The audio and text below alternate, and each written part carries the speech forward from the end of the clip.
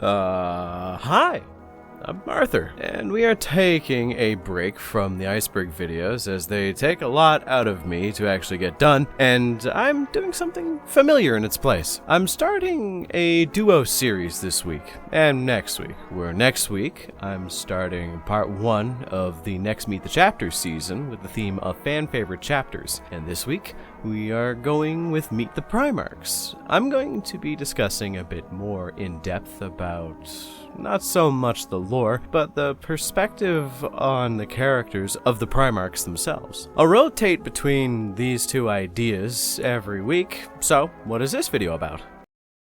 Jesus, that's dark. Neat!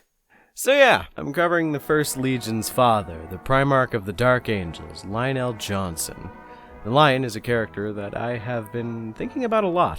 For context, when I first got into Warhammer 40k, I never really cared about the Dark Angels as a Legion, or even Lionel Johnson as a Primarch. He was kind of low on my list as just kind of bland. But as I've been reading the Horus Heresy, and more of the up-to-date books on what's going on in the setting, I've been gaining a lot of newfound insight into his character that I think is very fun. Same with all the Primarchs and their individualistic issues. So getting into the Lion, let's not focus as much on what he has done for now. This isn't going to be your typical lore video. I'm more trying to put together a bit of a character study of who the Lion is and how you can exemplify his character arc as a person, and what can be learned from him as a character. So who is this character? A well-oiled machine, an exacting taskmaster, and a vital component to many different campaigns of war. See, landing on Caliban, the Lion was lost to the forest for quite a lot longer than he probably should have been to come out a healthy person, and ended up taking in a very instinctual view of the world.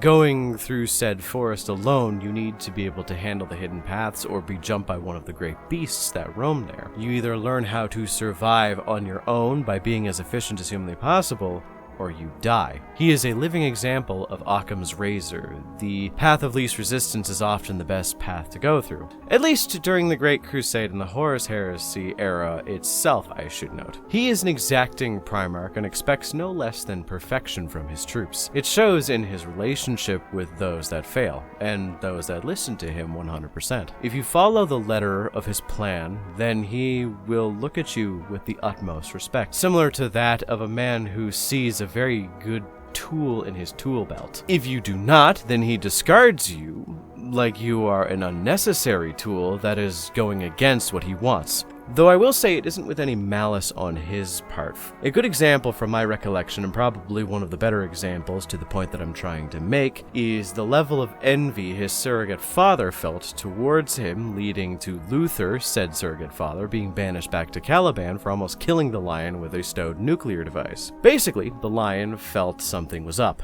and sent his father home to do a task that he knew his father could do. Disregarding the emotions, concerns, and reasoning behind why Luther would or could do something like that, it's a level of neglect that was very much bred into him from the Emperor and even from the beasts of Caliban. Because the beasts don't care if you live or die, they simply want to consume you, and the Emperor has a very much the ends justify the means mentality for a lot of his life. The Dark Angels are known to be the greatest weapon of mankind. They have access to a bunch of Dark Age of Technology level bullshit that honestly frightens me, that it's still around for some reason. Yeah, the plasma burners, the Phosphex weapons, which, side note, Phosphex weapons should probably be a bit stronger than they actually are in the Warhammer universe on the tabletop. Yeah, strength 5 -1, my asshole, dude. Phosphex is so dangerous, it can burn in the vacuum of space that defies logic. And also, additional side note, it's considered so dangerous that it's more or less in the same category as the Life Eater virus, which is used to exterminatus planets. But I digress. You give a man with the mentality of a beast more or less unlimited power, and he is left with simply the task of accomplishing whatever goal you choose for him. He grows cold and even bitter, treating those around him as tools rather than brothers or comrades, even showing a bit of bitterness at his own brother being chosen over him in a leader position when in fact it doesn't really matter that much. This culminates in when he returns to Caliban during the heresy to find that Luther, the tool he discarded, Luther, his father figure of old, and Luther, the old knight of the order that taught him everything he knew, ended up falling to the influence of his own envy at the level of accomplishment the Lion has accomplished. See, in any other generation, Luther would have been one of the most standout human beings in the history of Caliban. But because he existed in the same time period the Lion showed up, it's impossible for him to not be overshadowed by that. So he was sent back to Caliban to raise more Dark Angels in a recruitment campaign. And upon the Lion returning, he had spread the rumor that the Lion had betrayed the Imperium and decided to fire upon them without any recourse or any reason to do so. When the Lion showed up, the Lion got irritated about his sons becoming traitors, and without a second thought, he fired on Caliban and went to war. Eventually, the planet was destroyed, some of the members of the Dark Angels on the planet fleeing into the warp, some of them hiding amongst regular members of the Dark Angels, but all of them carrying the scar of seeing the Lion kill his own sons with the same level of hate and anger he used for anyone who opposed him. It is a kind of generational level of trauma that had long-lasting repercussions, because his sons that stayed loyal ended up going far and above with the idea that he was right. The people who were on Caliban at that time should be hunted out of existence and should be shown no quarter whatsoever. They are traitors and should be tortured for that, not even given a trial. This is all some pretty dark shit, but follow me on this as I ask you all a simple question.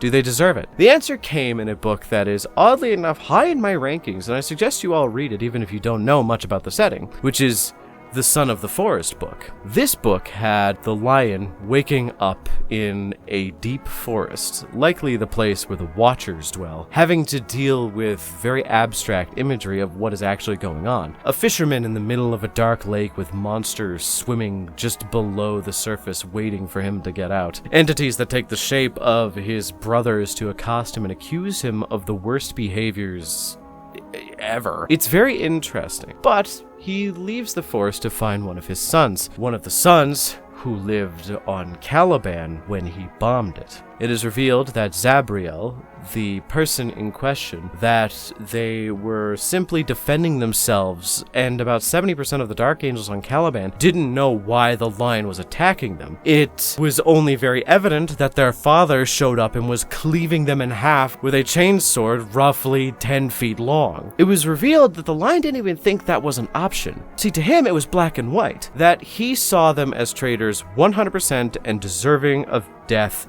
nothing more, nothing less. So he killed them, like he would anything else that would fit that moniker, which let the rest of his legion know to do the same, leading by example. When you take away nuance in terms of that kind of interpretation, it can cause a lot of issues. The entire book, The Son of the Forest, is all about the Lion himself coming to terms with the fact that he has started a cycle of abuse and violence that is perpetuating into the modern day of the Warhammer 40k setting, long past when he was thought dead or forever missing. He realizes something that I think we all need to acknowledge. Nobility at the cost of ethics is tyranny no matter how you slice it. And he realizes that he needs to be better.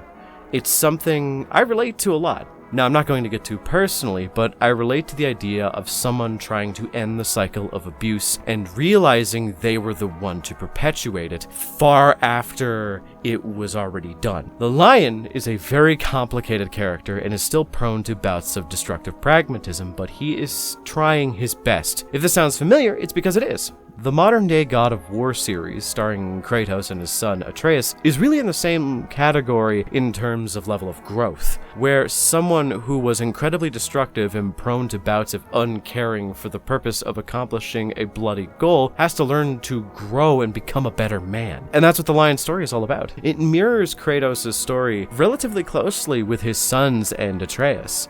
I think a small point that is emblematic of this change in his character is that the item he receives from the Emperor is not his sword, or even a weapon, or his armor.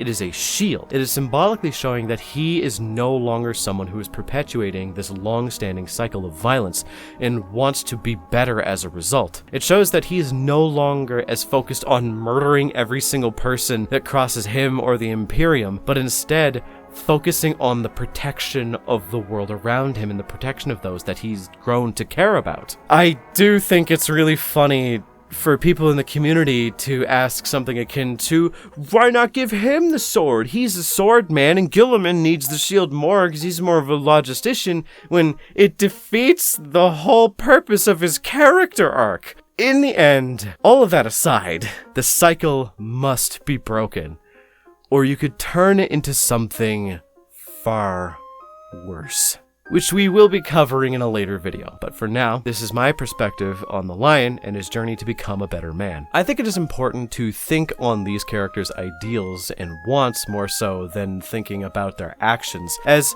you can learn more about their personalities by the inferences made during their decisions rather than going off of what they say and the interpretations of other characters in the stories. It's a lot more fulfilling for me that way. So what do you all think? Think Kratos and the Lion have a lot in common? Think they both share a common goal of being better for their sons? Let me know in the comments. I wanted to kind of go back to my roots and cover more conceptual ideas, so I think a Primarch profile series is going to be interesting.